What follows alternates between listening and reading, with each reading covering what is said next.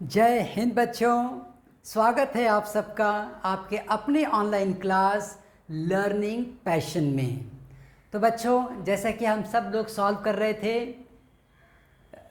17B के, और previous videos में तुमने देखा होगा हमने क्वेश्चन नंबर 6 तक कर लिया था।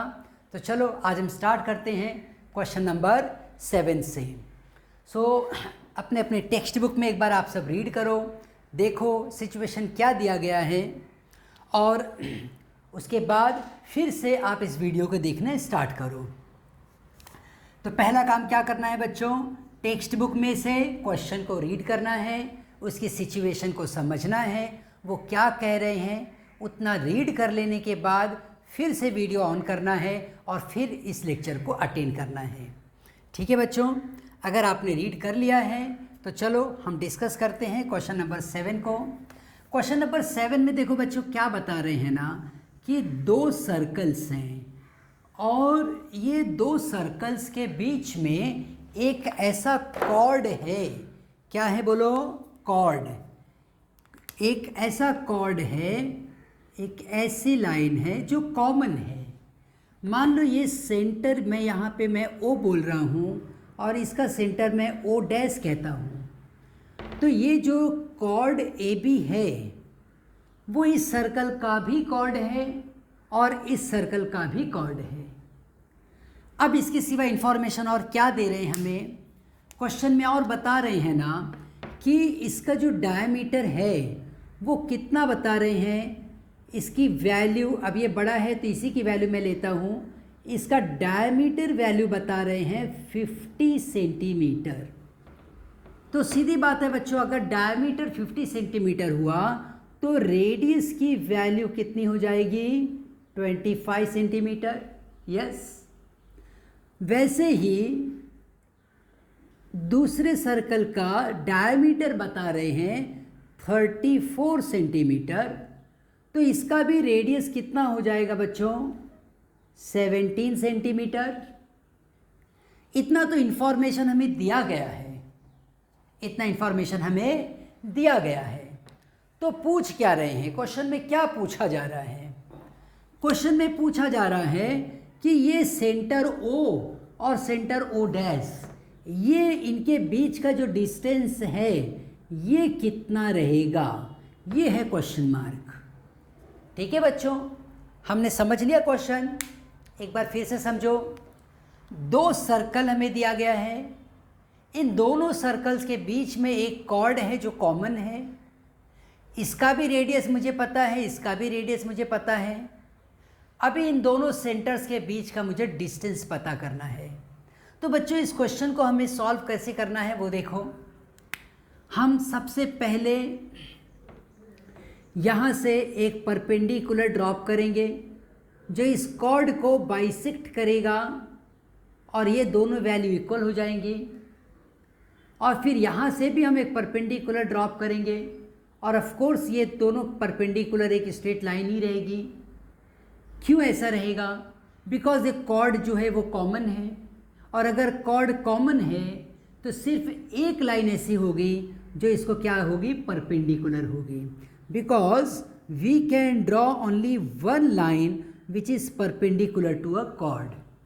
कॉर्ड पे परपेंडिकुलर हो ऐसी एक ही लाइन आप ड्रॉ कर सकते हो। अब एक सर्कल था तो वहाँ से आपने परपेंडिकुलर ड्रॉप किया।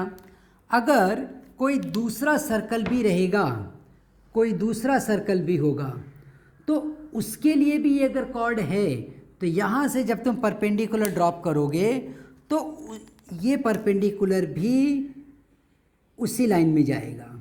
ठीक है, तो इसलिए ये लाइन क्या हो जाएगी? एक स्ट्रेट लाइन। ठीक है, थोड़ा सा टेक्निकल था, समझना ज़रूरी था बच्चों।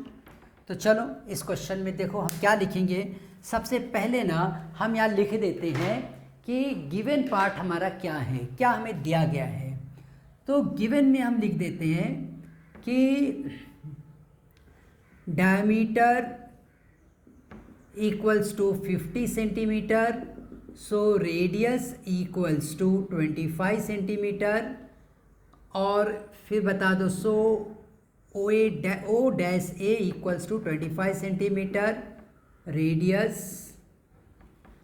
और उसी तरीके से बता दो if diameter is 34 centimeter, then radius is going to be half of that. यहाँ पे हम लिख दे तो अच्छा रहेगा, 50 का हाफ किया तब हमें 25 सेंटीमीटर मिला, ऐसा हमने बता दिया. सो 34 का हाफ कर दो, 17 मिला, 17 centimetre. So O A equals to 17 centimetre, ऐसा हमने बता दिया.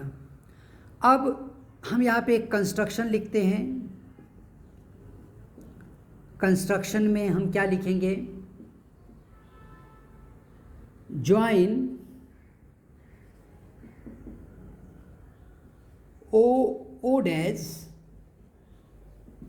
विच इंटरसेक्ट्स कॉर्ड ए बी, ऐसा लिखते हैं, common chord A B at M such that OM is perpendicular to AB and O dash M is also perpendicular to AB. अब इतना लिखने के बाद हम ये कहेंगे बच्चों, ये OM क्या हुआ? परपेंडिकुलर हो गया. AB की वैल्यू हमें यहाँ पर क्वेश्चन में कहीं ना कहीं दी गई है, तो एक बार जरा हम देख लेते हैं ए बी की क्या वैल्यू दी गई है बच्चों. The length of the chord is 30 centimetre.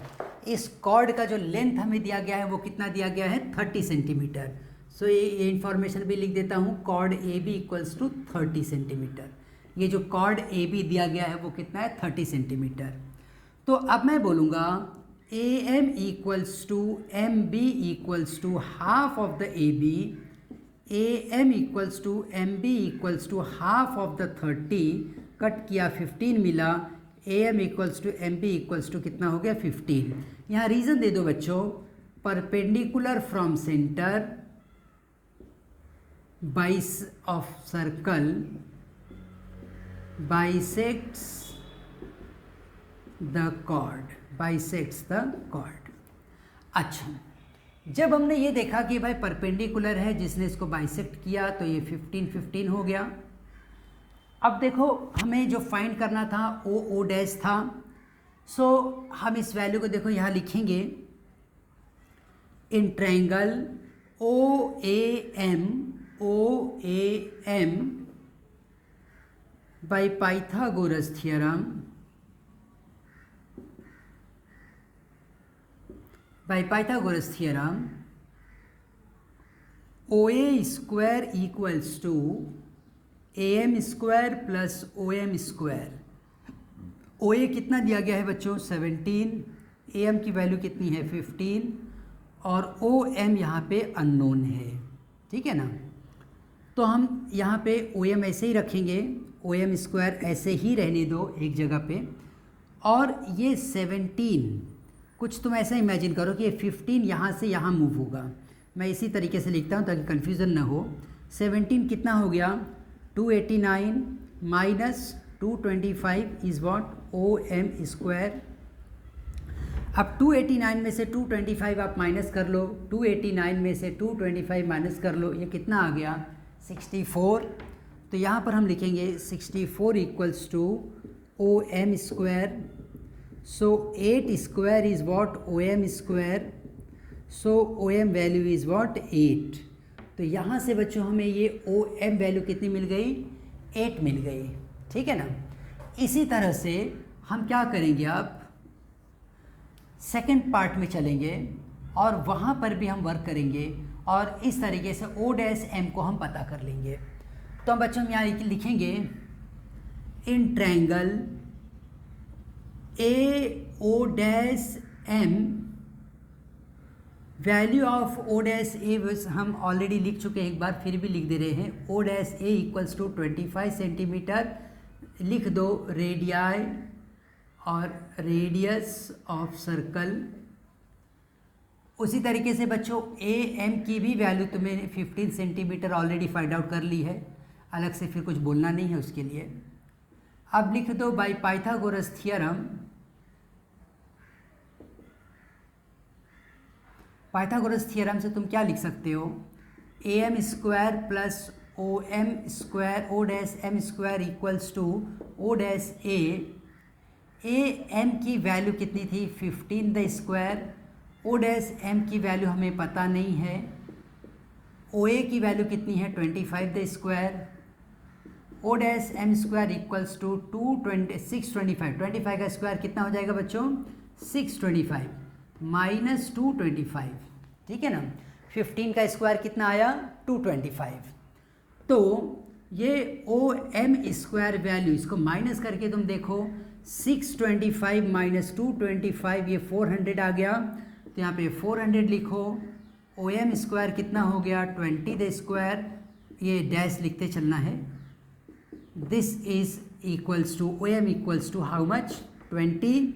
हमें बच्चों पूछा गया था ओ डैश, अब यहाँ पे लिखो O dash equals to O M plus O dash M, O dash equals to 8 plus 20, O dash equals to 28 centimetre.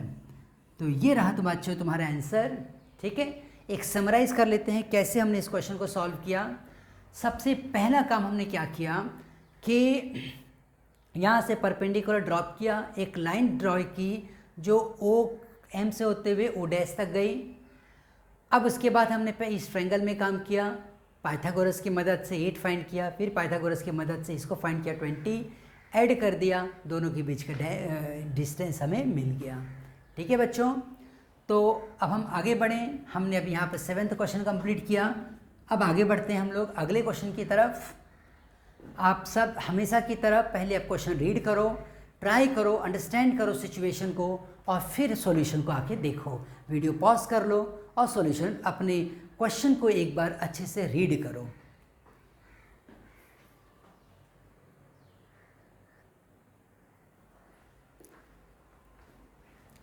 Okay, तो रेडी है बच्चों इस क्वेश्चन के लिए।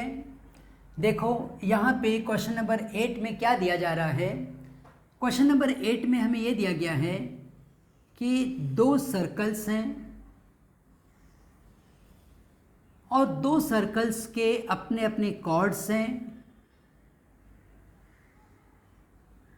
अपने अपने सेंटर्स हैं C1, C2, A, B and PQ। अब ये कहा जा रहा है बच्चों कि एक ऐसी लाइन है जो इनके मिड पॉइंट से पास होगी। तो M और N मान लिया कि इसका मिड पॉइंट है। किसका मिड पॉइंट है? कॉर्ड का। अब हम एक ऐसी लाइन ड्रॉ कर रहे हैं जो इसके कॉर्ड के मिड पॉइंट से होते हुए जा रही है और सेंटर्स को टच कर रही है। ये सिचुएशन दी गई है। अच्छे से समझो सिचुएशन क्या है। 2 कॉर्ड हैं, दोनों कॉर्ड के अपने अपने मिड पॉइंट्स हैं। एक ऐसी लाइन है जो इस सेंटर से मिड पॉइंट से होते हुए अगले मिड पॉइंट और सेंटर तक चली जाती है। अब ये कहा जा रहा है कि अब ऐसी सिचुएशन अगर है तो डेफिनेटली AB और PQ पैरेलल रहेंगे, ये तुम प्रूफ करो। ठीक है बच्चों, तो इस क्वेश्चन को देखो हम कैसे अप्रोच करेंगे। काफ़ी इजी क्वेश्चन है ये। यहाँ पर हम लिखेंगे सबसे पहले for M is the mid point of chord AB, N is the midpoint of chord PQ. Now C1, C2 passes through M and N. ये सब गिवन सिचुएशन में हम लिख देते भाई, ये सब गिवन सिचुएशन है। अब अगर ये मिड पॉइंट है, इसका मतलब ये हुआ कि AM equals to BM and PM equals to QN। So C1M is perpendicular to AB and C2N is perpendicular to PQ। ऐसा क्यों बोल रहे हैं हम लोग? बिकॉज अ लाइन ज्वाइनिंग, या ऐसा लिखते हैं हम, line segment joining centre to the mid point of the chord is perpendicular to the chord, is perpendicular to the chord। ये प्रॉपर्टी है जिसकी वजह से मैं ऐसा लिख पा रहा हूँ। अदरवाइज हम कैसे कह रहे हैं कि भाई ये परपेंडिकुलर है? ये परपेंडिकुलर है यहाँ पर, ये हम किस बेसिस पे बता रहे हैं कि ये जो CM है वो परपेंडिकुलर है? किस बेस पे तुम कह रहे हो कि ये परपेंडिकुलर है? इसलिए क्योंकि ये CM इसके मिड पॉइंट को टच कर रहा है, CN इसके मिड पॉइंट को टच कर रहा है। तो जब मिड पॉइंट को ज्वाइन करेगा तो वो खाली लाइन डेफिनेटली परपेंडिकुलर ही रहेगी। तो फिर अब हम ये कह देते हैं कि एंगल C1 एंगल C1M, यहाँ पे ये M है, C1MA equals to angle MNP each 90 degree each. मैं इस एंगल की बात कर रहा हूँ और इस एंगल की बात कर रहा हूँ। याद रखो बच्चों, दो लाइंस के बीच में अगर ये एंगल और ये एंगल इक्वल हो गए तो हम इसे कहते हैं करेस्पॉन्डिंग एंगल। क्या कहते हैं बच्चों? Corresponding angle. और अगर करेस्पॉन्डिंग एंगल इक्वल है तो डेफिनेटली ये लाइंस क्या रहेंगी? ये लाइंस क्या रहेंगी? पैरेलल रहेंगी। और हमें यही प्रूफ करना था कि ये दोनों कॉर्ड क्या हैं? पैरेलल है। तो हम बता देंगे each 90 degree, so since these are equal, so AB is parallel to PQ and by corresponding, by converse of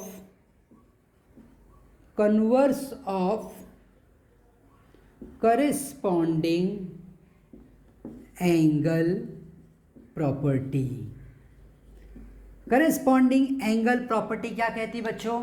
अगर लाइन पैरेलल है तो करेस्पॉन्डिंग एंगल्स इक्वल होंगे।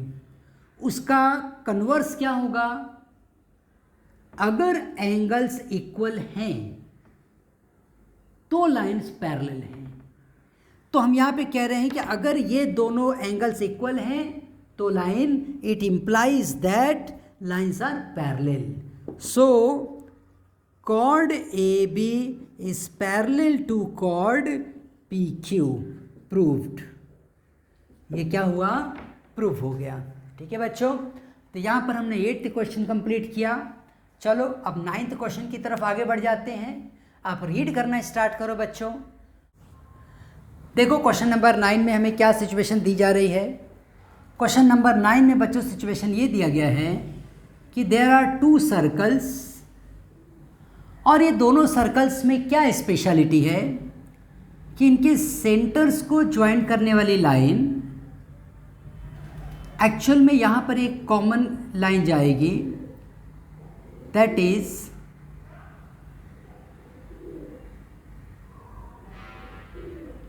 ए, इसका नाम बुक में कैसे रखा गया है? AB CD, और दूसरी जो लाइन है दैट लाइन इज PQ।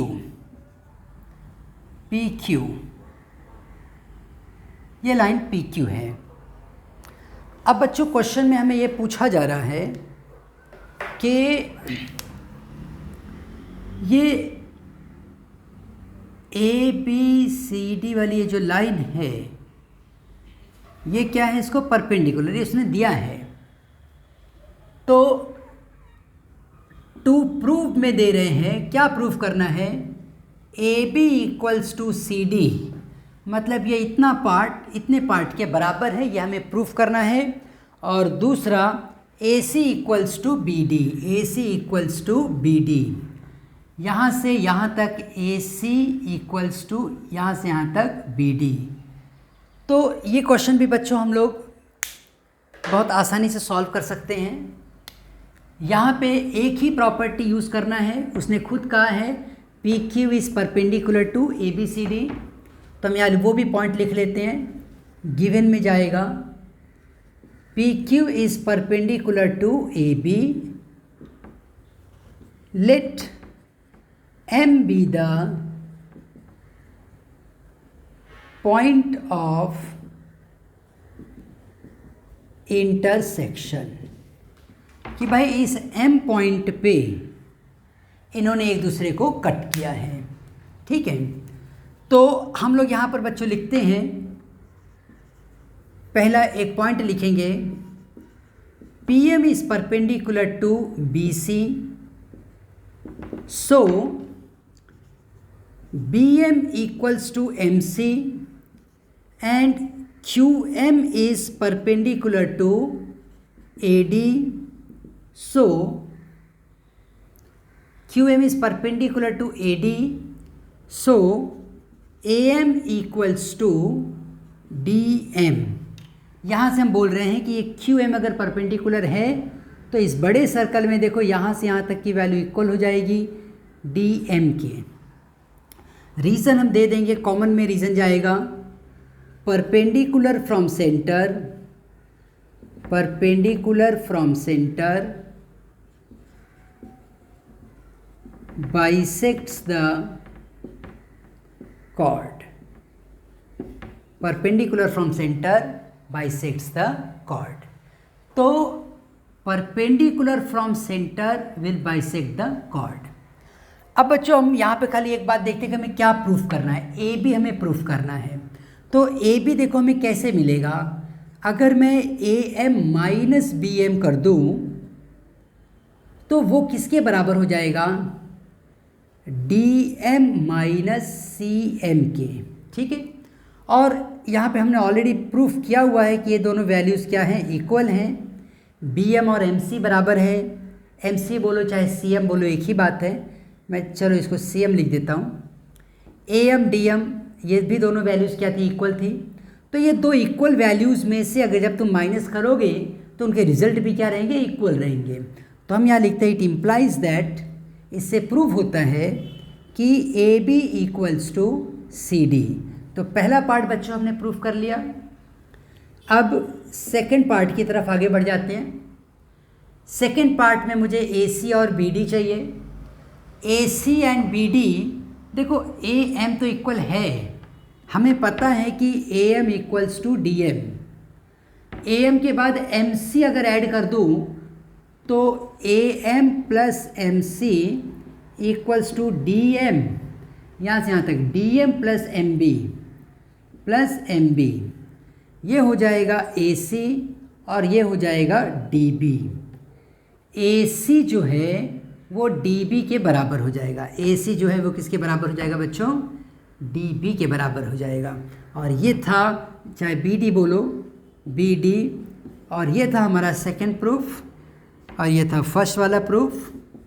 इस तरह से बच्चों हमने इन दोनों प्रूफ को कंप्लीट किया। ठीक है, तो आपने अभी हमने ये अपना 9th क्वेश्चन भी कंप्लीट कर लिया।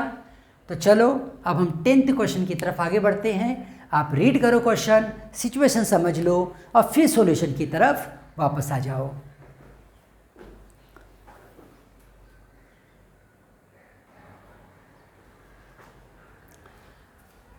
तो चलो बच्चों हम स्टार्ट करते हैं क्वेश्चन नंबर 10 से। देखो क्या दिया गया है क्वेश्चन नंबर 10 की सिचुएशन में। क्वेश्चन नंबर 10 में बच्चों क्या दे रहे हैं, A B and C D they are equal chords of a circle. एक सर्कल यहाँ पे दिया गया है जिसके दो कॉर्ड्स हैं A B and C D, और दोनों कॉर्ड्स कैसे हैं, इक्वल हैं। तो एक कॉर्ड मैं ये ड्रॉ कर देता हूँ AB, और दूसरा कॉर्ड भी ऐसे ड्रॉ करता हूँ विच इज़ CD, और ये दोनों कॉर्ड क्या हैं, एक दूसरे को परपेंडिकुलर हैं। अब बच्चों यहाँ पर एक सेंटर है जिसे O हम नाम दे रहे हैं, इनका पॉइंट ऑफ इंटरसेक्शन P है। ऑफ कोर्स यहाँ से हम एक परपेंडिकुलर ड्रॉप करेंगे, यहाँ से भी एक परपेंडिकुलर ड्रॉप करेंगे, और इसने परपेंडिकुलर का नाम भी दिया हुआ है हमें OM एंड ON। अब बच्चों एक बात हमें क्या प्रूफ करनी है, टू प्रूफ में हमें यहाँ पे लिखना है क्या, प्रूफ क्या करना है, quadrilateral PMON is a square, ये हमें प्रूफ करना है, ठीक है ना। तो स्क्वायर प्रूफ करने के लिए देखो तुम्हें दो बातें प्रूफ करनी होगी। पहला, ऑल एंगल्स आर 90 डिग्री, और दूसरा तुम्हें क्या प्रूफ करना रहेगा, एडजेसेंट साइड्स आर इक्वल। याद रखो तुम्हें क्या बताना है, एडजेसेंट साइड्स आर इक्वल, क्योंकि जैसे ही तुम बोलते हो ऑल एंगल्स आर इक्वल, वो रेक्टेंगल बन जाता है, इसका मतलब अपोजिट साइड्स क्या हो जाते हैं, इक्वल। लेकिन जब एडजेसेंट साइड्स भी इक्वल हो जाएंगे तो ऐसा खाली खाली एक स्क्वायर के केस में पॉसिबल है कि एंगल 90 डिग्री है, एंगल 90 डिग्री और एडजेसेंट साइड्स इक्वल। तो ये दो पॉइंट्स हमें बच्चों प्रूफ करने हैं, ये अपने माइंड में तुम्हें रखना है, ये एग्ज़ाम में लिखना नहीं है, लिख के दिखाना नहीं है। मुझे स्क्वायर प्रूफ करने के लिए मुझे इन दो पॉइंट्स की ज़रूरत पड़ेगी। तो चलो हम काम अपना शुरू करते हैं। यहाँ पे हम लिखते हैं chord AB equals to chord CD। ये कैसे पता चला हमें, गिवन है AB is perpendicular to CD, ये भी इंफॉर्मेशन क्या है बच्चों, गिवन है। तो फिर अब यहाँ पर हम लिखते हैं drop OM perpendicular to AB, ON perpendicular to CD। OM perpendicular गया यहाँ पे, ON परपेंडिकुलर गया यहाँ पे। अब ये कंस्ट्रक्शन में हमने बता दिया। So in quadrilateral PMON, angle P plus angle M plus angle O plus angle N all must be 360। बाकी के सब एंगल 90-90 हैं। तो इसका मतलब ये हो गया angle O equals to 360 minus 270।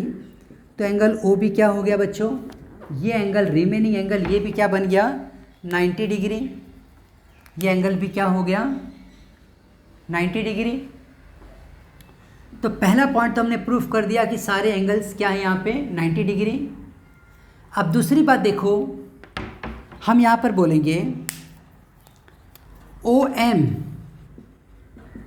Equals to ON। ये OM जो है वो इक्वल है ON को, बिकॉज यहाँ रीज़न दे दो, इक्वल कॉर्ड्स आर इक्विडिस्टेंट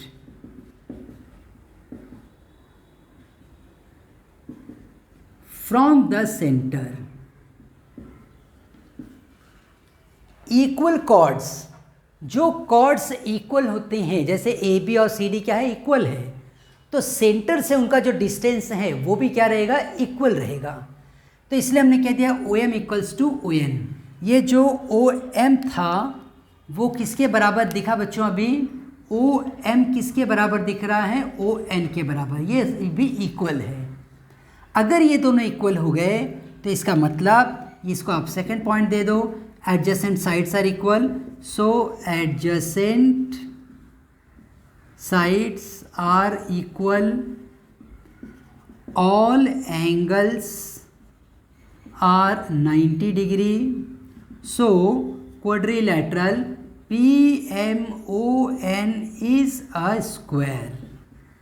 ठीक है बच्चों, तो हमने ये दोनों पॉइंट्स प्रूफ कर दिया, बता दिया कि जब सारे एंगल 90 हैं, एडजेसेंट साइड्स इक्वल हैं, तो ये क्या हो गया, एक स्क्वायर। ठीक है, तो इस तरह से बच्चों यहाँ पर हमने अभी कंप्लीट किया क्वेश्चन नंबर 10th को, और इसी के साथ बच्चों यहाँ पे ख़त्म हो गया हमारा एक्सरसाइज 17B। ठीक है, तो फिर हम मिलेंगे अपने अगले वीडियो में, जहाँ पर मैं आपके साथ सॉल्व करूँगा 17C।